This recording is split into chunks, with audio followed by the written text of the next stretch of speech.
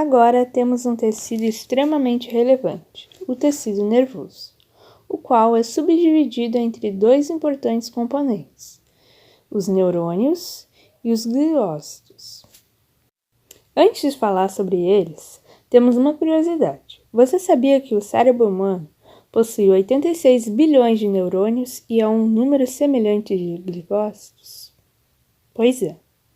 Então, primeiramente, os neurônios são células nervosas, as quais recebem e transmitem informações com impulsos nervosos. E essas relações estão diretamente relacionadas com as organizações morfológicas.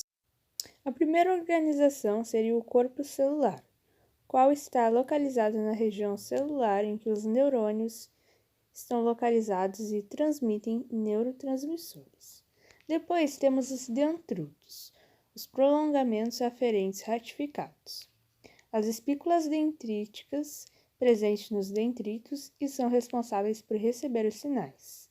O axônio, prolongamento do neurônio que conduz impulsos nervosos para outros neurônios, o telodendro, que é ramificado ao axônio, que são encontrados nos bulbos terminais e que realizam impulsos nervosos. Também tem o estrato mielínico, que é formado por um conjunto de camadas concêntricas, as quais formam camadas lipídicas envolventes os neurônios e são formadas para protegerem ele. E por último, temos os nós neurofibrosos, determinadas interrupções ao longo do comprimento do neurônio. No próximo passo, temos as classificações fisiológicas de um neurônio. São 3 tipos: os sensitivos, os quais são responsáveis pela produção de impulsos nervosos na região central do sistema, os motores, que podem ser reconhecidos como eferentes, já que geram impulsos para os órgãos efetores, como músculos ou glândulas. E por último, temos os associativos, que servem para a comunicação entre neurônios localizados no sistema central. Outro ponto extremamente relevante no estudo dos neurônios seriam os impulsos nervosos, que seria uma corrente elétrica que é rapidamente propagada pela membrana do neurônio e é fundamental para garantir a comunicação entre as nossas células nervosas. Mas de que forma ele é propagado no nosso corpo?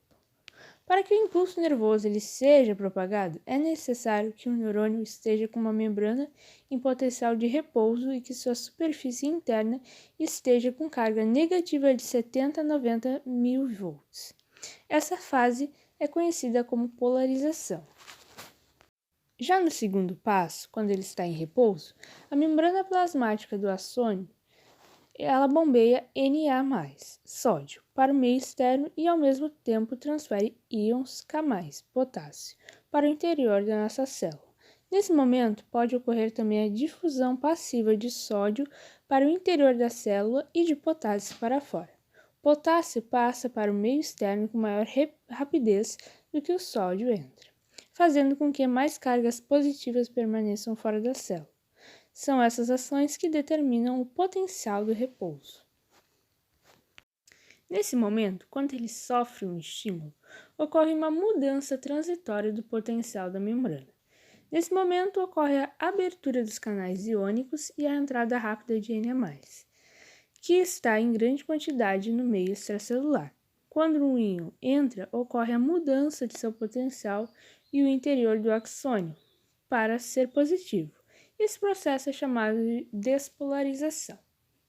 No geral, esse conjunto de alterações sequenciais que garante a transição de potencial é chamado de potencial de ação. Essa mudança faz que os canais de Na+ fechem-se e provocam a abertura dos canais de K+. O íon K começa a sair por difusão e o potencial de repouso da membrana retorna ao normal. Por último, esse é o processo de repolarização.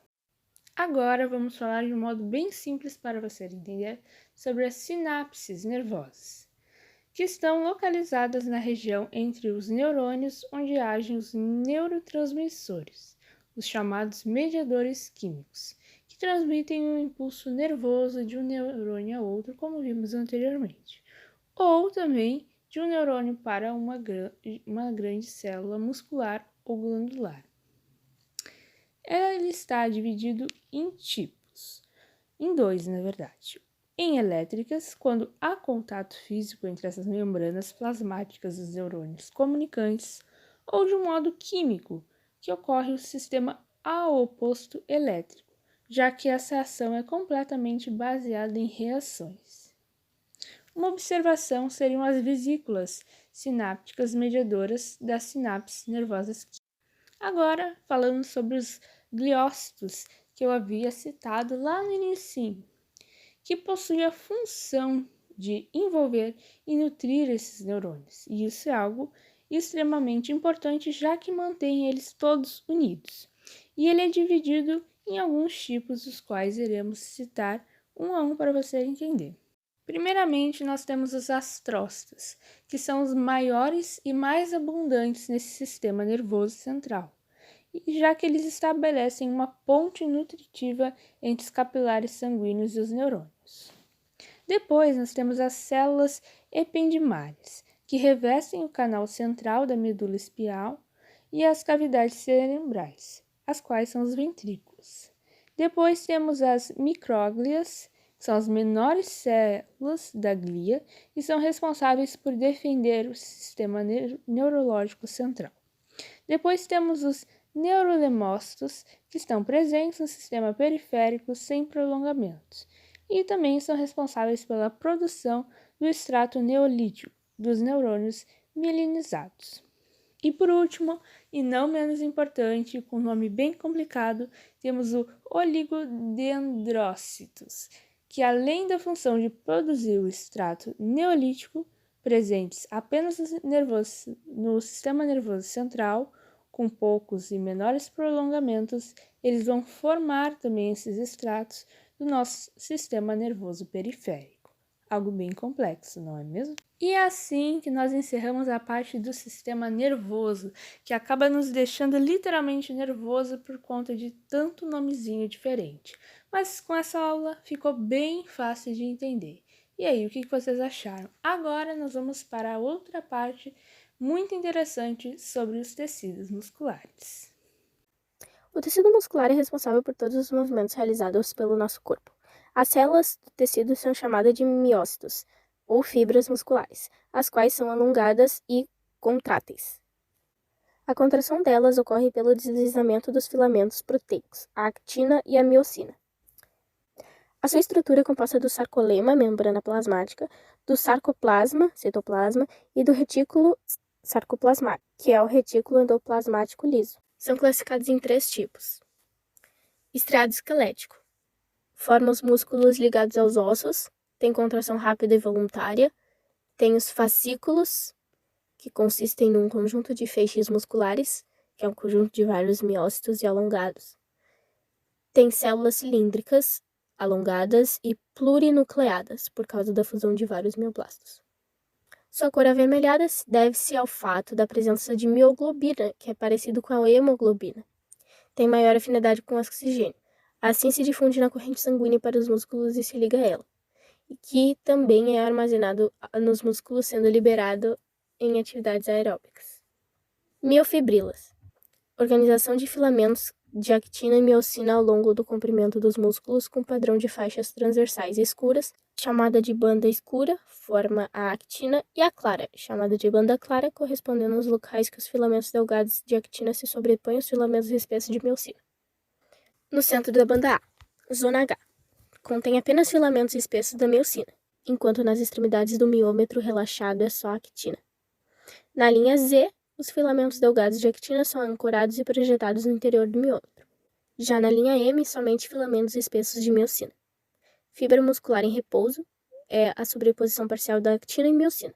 Isso tudo permite o encurtamento do miômetro durante a contração das células musculares. O estriado cardíaco tem o miocárdio, encontrado apenas no coração, cuja sua função é impulsionar e manter o fluxo sanguíneo. Possui uma contração rápida e involuntária, ou seja, o coração se contrai independente da nossa vontade. Os cardiomiócitos são células cilíndricas ramificadas com 1 ou 2 núcleos que estão localizados no centro das células. Semelhantes aos miócitos no músculo esquelético, pois apresentam estrias transversais que não formam miofibrilas idênticas ao músculo esquelético. Metade do volume dos miócitos cardíacos é ocupado por mitocôndrias, o que indica uma grande demanda de oxigênio para a produção de ATP. A mioglobina fornece o oxigênio utilizado pelo metabolismo celular aeróbico.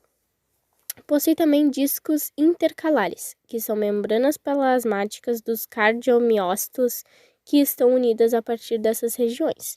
São ricas em junções do tipo GAP, a qual possibilita a passagem de nutrientes, íons e impulsos elétricos entre as células. Assim, o potencial de ação, gerado por células especializadas do coração, é rapidamente difundido com as demais células cardíacas, ocasionando a contração rítmica do órgão. Também possui os desmossomos, as quais são estruturas da membrana plasmática que aumentam a adesão entre as células e impedem a separação celular durante os batimentos cardíacos. E também temos o tecido muscular liso, que está localizado nas paredes de órgãos cavitários, como bexiga urinária, sistema digestório, útero e entre outros. Suas funções são a eliminação de urina pela bexiga urinária, contração do útero no momento do parto, regulação do fluxo de ar que chega aos pulmões, secreção de diversas glândulas corporais, manutenção de fluxo sanguíneo e intensidade da luz que chega à retina e o deslocamento do bolo alimentar no sistema digestório. As células fusiformes são alongadas e com extremidades afiladas e apresentam um núcleo posicionado centralmente. Não possui sistema de túbulos T ou retículo endoplasmático desenvolvido.